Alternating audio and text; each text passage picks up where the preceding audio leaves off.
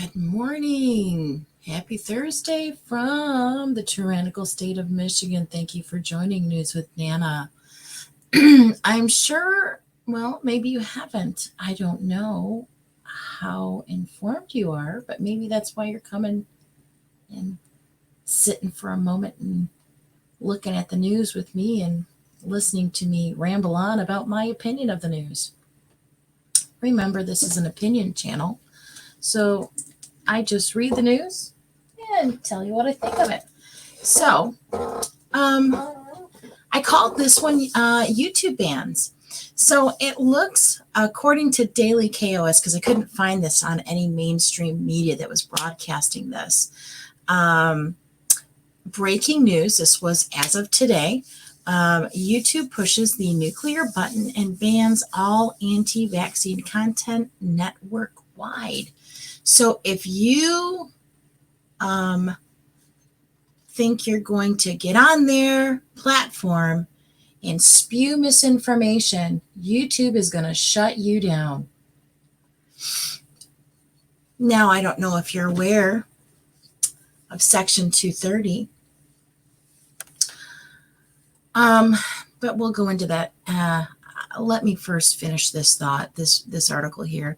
So this is huge, absolutely huge. After years of YouTube being a safe haven for anti-vaccine messaging, they are finally making a push to eliminate the genre once and for all. YouTube will block all anti-vaccine content moving beyond its ban on false information about vaccines to include content that contains misinformation about other approved vaccines, it said in a blog post on Wednesday. Examples of content that won't be allowed on YouTube include claims that flu vaccine causes infertility. God, I'd never heard that. And that the MMR shot, which protects against measles, mumps, and rubella, can cause autism according to YouTube's policies. Oh, that's right, because they, okay, let me continue on. While this is welcome news to those interested in defending vaccines, some are not so happy. Among the banned channels are channels operated by, listen closely, Dr. Joseph Mercola and Robert F. Kennedy Jr. While Mr. Kennedy had no comment, Dr. Mercola's press release email stated, "We are united across the world. We will not live in fear. We will stand together and restore our freedoms." YouTube is the place online to see content from independent producers, as nearly 43% of all users globally access the site. Some other statistics to consider when gauging the impact of this decision. YouTube currently has 2 billion users, up from 800 million in 2012. 42.9% of all global internet users access YouTube monthly. Daily active users, DAUs, more than 1 billion hours of content is consumed on YouTube every single day. YouTube's user count of 2 billion plus places it second on the list of most used social media platforms. Only Facebook has more users. Now, keep those words and names and platforms in mind. India has the most YouTube users, estimated at 225 million. The United States follows with 197 million. Perhaps hinting at their agenda, Russia is threatening to ban YouTube over this development by referring to the measure as unprecedented information aggression.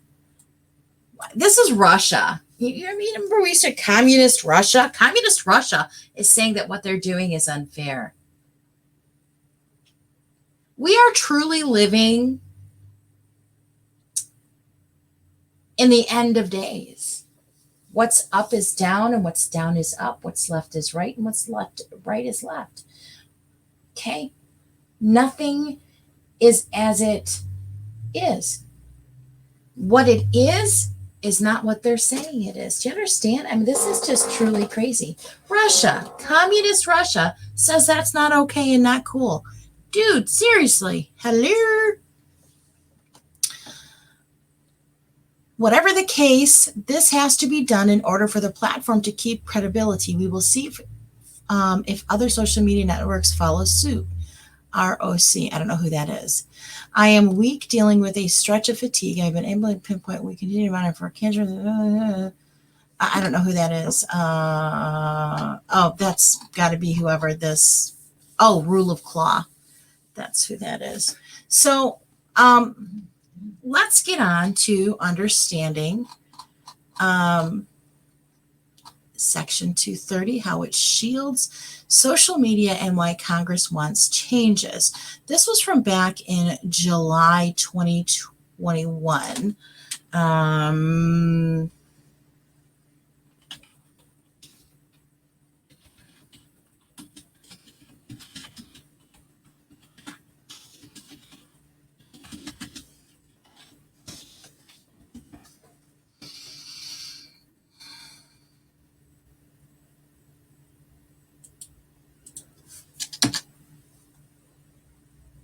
Oh, it's still thinking. I'm like, why didn't that work? So let's go.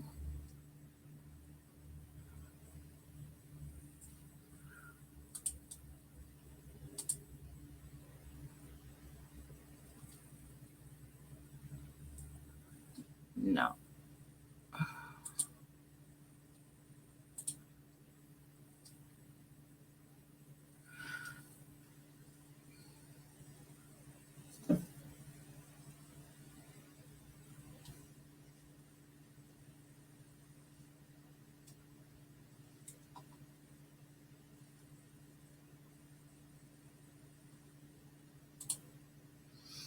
Let me get Ted Cruz because I like Ted Cruz for the time being. Facebook and Twitter and Google have massive power. They have a monopoly on massive power. Discourse. They have a monopoly on public discourse. I will say it's dismaying listening to the questions from our Democratic colleagues because consistently the message from Senate Democrats. And this was on and Twitter and Google the selection security. To abuse their power more, to silence voices. That Senate Democrats disagree with. Democrats disagree with. So there's that. That's just so that just kind of takes. I just want to kind of like reference and take you to where they were at, and you can go from there. So Section 230 is a 25-year-old law that shields social media companies from lawsuits over content their users post. It's under attack as leaders in Congress look to hold those companies accountable for disseminating health-related misinformation. So this was on July 29. Senator, and I dislike this woman very much. I don't know why. Usually my gut instinct is 9 times out of 10 right on the mark. So Amy Klobuchar of Minnesota, Senator Amy Klobuchar, and Ben Ray Lujan of New Mexico introduced the Health Misinformation Act, a bill that would create an exception to Section 230, a provision in the Communications Decency Act that gives legal protections to social media companies over user-generated content. This exemption would make companies like Facebook, Twitter, and YouTube liable for inaccurate statements about health information, including misinformation about the bug, hokey pokeys. So in addition to their false health-related claims, the bill is the latest in a slew of legislation aimed at reforming the liability shield. Democrats and Republicans on Capitol Hill generally agree that changes need to be made to Section 230.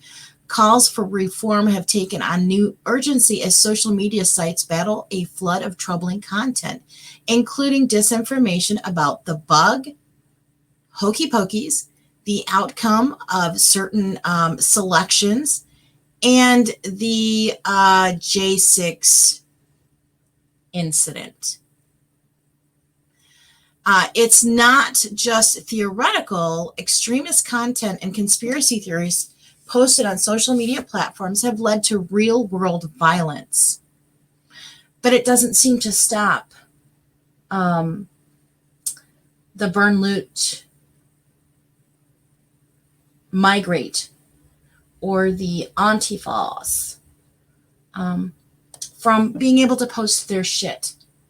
And you do realize that while we have a previous president during his actual active presidency was taken off 3 social media platforms, YouTube, Facebook, and Twitter, they allowed terrorist organizations like the Taliban, yeah, you remember them? ISIS, and again, those other Democrat-funded groups that burned cities to the ground and helped Sloppy Joe get in office. Let's just put it that way. The one where the organizer has stepped down after buying multi-million-dollar homes in the richest areas of California. So, okay. Lawmakers have expressed frustration that it's not enough, and they've urged the companies to do more. Earlier this year, I called on Facebook and Twitter to remove accounts that are responsible for producing the majority of information about the bug, Klobuchar said in a statement. But we need a long-term solution. Republicans have widely called for the reform or repeal of the law because of their perception that Silicon Valley powerhouses are biased against conservative views and work to censor conservatives like the former president, while giving liberal politicians a pass. Democrats agree that reforms are needed, but they see the problem differently, arguing that Section 230 prevents social media companies from doing more to moderate their platforms, such as taking down or limiting hate speech and misinformation about the bug. Here's my thing. I don't know how much more limiting they can do than what they've already done. You're not allowed to post your opinion. So this is an opinion channel. I read the news and give my opinion. How many strikes have I been given? So, powerhouse monopolies. Okay? And only content that they feel is not misinformation is allowed to remain on there. Where the hell are the white hats? Get your tinfoil out, folks. Get your waders, because the shit's about to get deep. If America don't stand up, you're about to lose every freedom you possibly ever thought, and you're going to have to take a number just to fucking walk outside your goddamn house pretty soon. Sorry, Mom and Dad, if you're listening. Throughout the pandemic, social media companies like Facebook, Twitter, and YouTube did little while the bug-related misinformation spread on their platforms, fueling distrust and public health officials promoting conspiracy theories and putting lives at risk, Lujan said in a statement.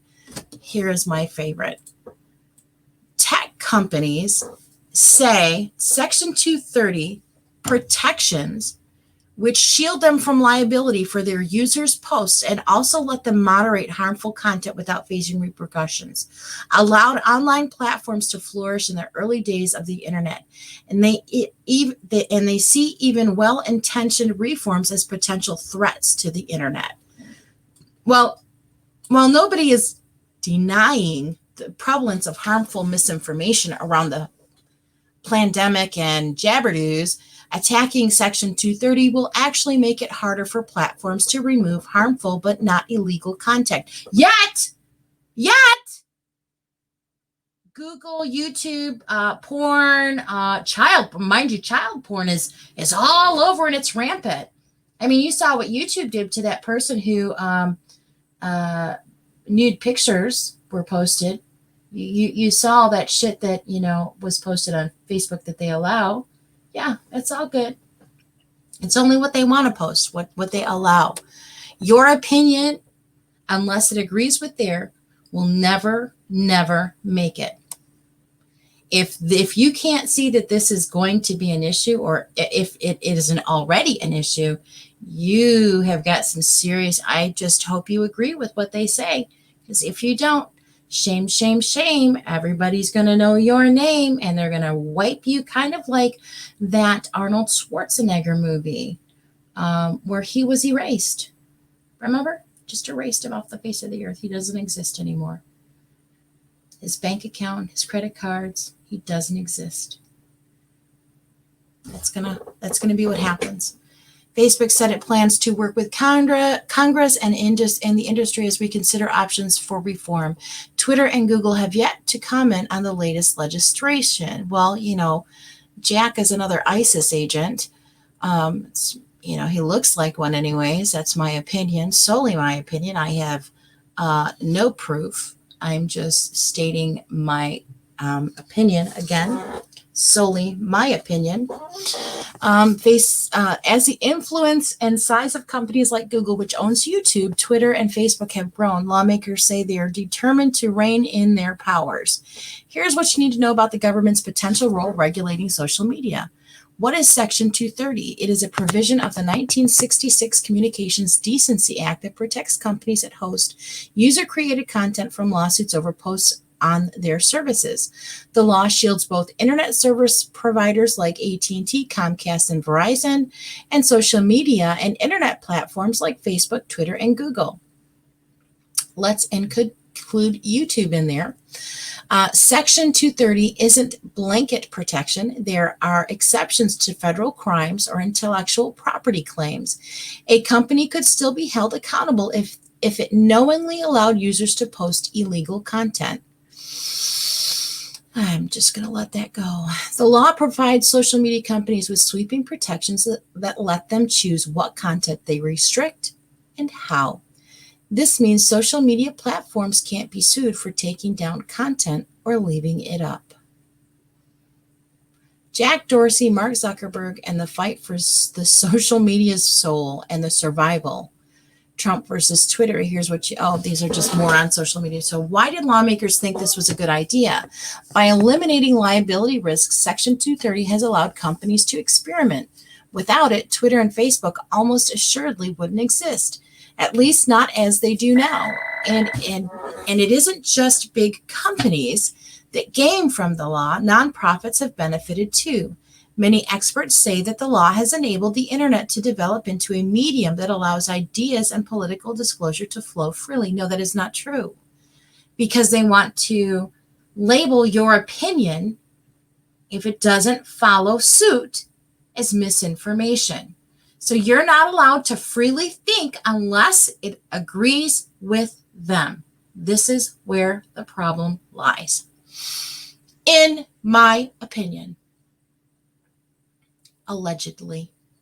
So, what are the problems with Section 230? Most of the problems around Section 230 involve which posts social networks allow to stand and which ones they remove. Oh, and everything's got to be political. Again, allegedly, everything's got to be political. Democrats are most concerned about getting big social media companies to take down hate speech, harassment, disinformation, and terrorism-related content. No, they don't. That's not true. Look at, they've got BLM shit up on Twitter and all that other shit. They can kiss my... Democrats have even accused the companies of using the liability protections as a means to profit from the lies spread on their platforms. Republicans allege that social media companies censor conservative viewpoints, which is very true. Look what just happened. This is a narrative Mr. T used in the lead up to the 2020 selection when Twitter and Facebook began slapping warning labels on his posts for containing inaccurate information. Yeah, the president is inaccurate. They should start doing that to Sloppy Joe. Wouldn't that be hysterical? Oh my fucking God. White hats, if you ever listen to this video, do me a favor. Do me a big favor. Let me know you listen to me.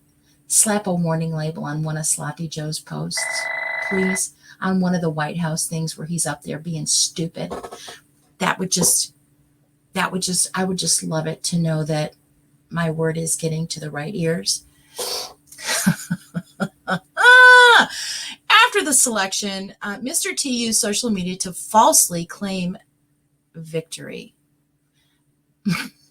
I'm sorry, I'm trying not to laugh. Oh, golly. Yeah, it was a hardy one. Following the deadly, I can't even say. Following what happened in the Capitol, he was banned by Twitter, Facebook, and other social media platforms, and he was still president. I'm laughing because I'm trying not to cry, because this is where we're going, folks. This is where we're going. How is Congress proposing to fix these issues? As the rhetoric around Section 230 has heated up, lawmakers on both sides of the political aisle have introduced a flurry of legislation over the past year. Some call for liability protections to go away entirely. Amen. I don't need social media. You don't need social media. Let's get back to, hey, neighbor, how's it going? Writing letters. Let's get back to the one-on-one, because this video bullshit, people are on their phones too much. Kids are getting ignored. Babies aren't being raised by the right. You know what? Get rid of this shit. Get rid of this shit. As a kid growing up, I didn't want a fucking phone. There wasn't a damn phone, but I was outside playing, getting sunshine and air, having a childhood. These kids nowadays, all they want to do is be on the internet playing video games. My 5-year-old grand wants to play video games. I have banned my grandchildren from any video game and phones. We live out in rural country area. We got chickens. You want to have fun? Chase the chickens. See if you can catch them. Who's faster? So, I don't know. Okay. I'm going to stop reading this. This is obviously a really long article, and I really wanted to try to make this a short but sweet. You know me, short, sweet, petite. Yeah, I'm not even petite, but that's okay. I'm not going to lie about it. I am who I am. And then there was this. According to the Detroit News, a deep divide over mandates. I'm not going to say any more about this because of what I just told you about this and this. So I'll leave that up there for you folks. Take a peek-a-roo and see what you think. So thank you for joining News with Nana. If you don't mind, hit the like, subscribe, and share. Again, this is solely an opinion channel. I read the news and I give you my opinion, heavily lathed with gravy throughout the commentary. So, again, I just read the news and smother it with my opinion. Thank you so much. God bless. Be kind. Knowledge is power. Share the knowledge. And remember, folks, united we stand, divided we fall, because it's coming. If we don't stand, it's coming, and it's going to get ugly. Thank you so much. Have a great day.